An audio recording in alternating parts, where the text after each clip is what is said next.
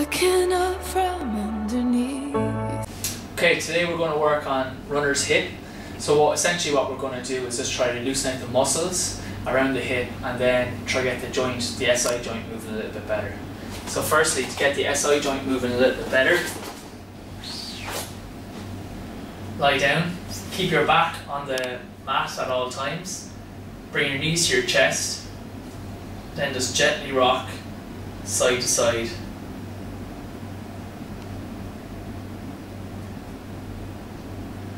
Repeat that about 10 times to start off. From underneath, fractured moonlight on the sea, reflections still look the same. Okay, so the first muscle we're going to try to release is the hip flexor. So all I need is a hockey ball. I'm going to try to place it between the ribs and the hips, and just roll it around until you find an area that's nice and tender.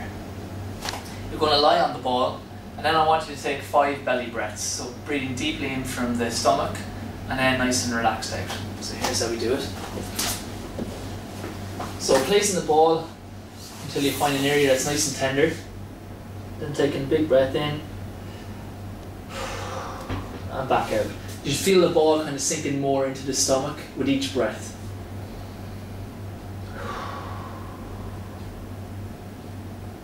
Once we've done 5 breaths like that, what we then do is try to tense the glute and raise the leg. Back down, tense the glute and raise the leg, tense the glute and raise the leg. Again, we try about 5 of them. If that area is still sore, what we do is we try to bend the knee up to about 90 degrees. And what we're going to do is gently rock side to side.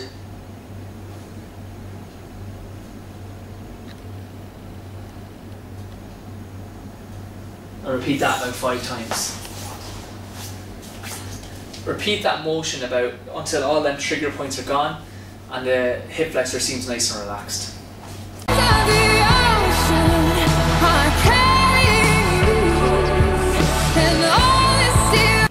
Okay, once the hip flexor is nice and relaxed, the next area we're going to target is the glute medius.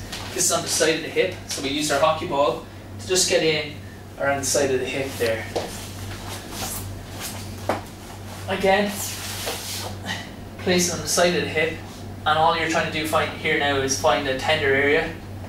This can cause what's called referred pain down. It can cause a bit of pain into the hip, or it can cause kind of referred pain down into the knee. Just try to breathe through this.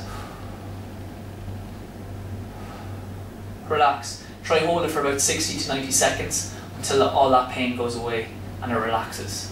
Again, move it around until you find a number of these spots.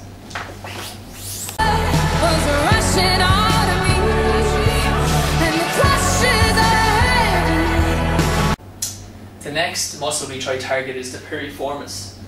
That's into the glute, and it kind of comes onto the hip, onto the greater trochanter of the hip. So that's going to be really pulling that hip out of position. It's going to cause that impingement. So it's important to try to release this out. So again, we're going to try getting into the glute, into the middle of the glute. Again, this time we're sitting directly on the ball, just about there, until you can feel it. Again, try hold this for about 30 seconds to 90 seconds, depending on how long it takes to relax.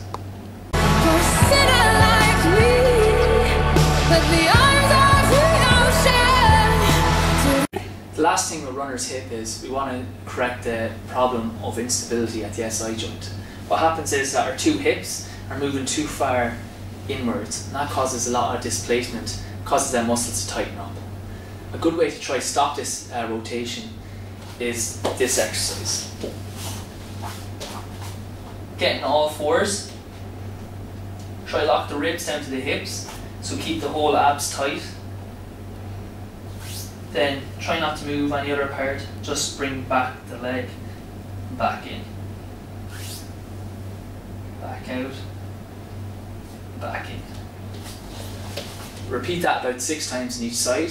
Once you get comfortable with just moving the leg, try to do the leg and the arm in the opposite direction. Okay, thank you.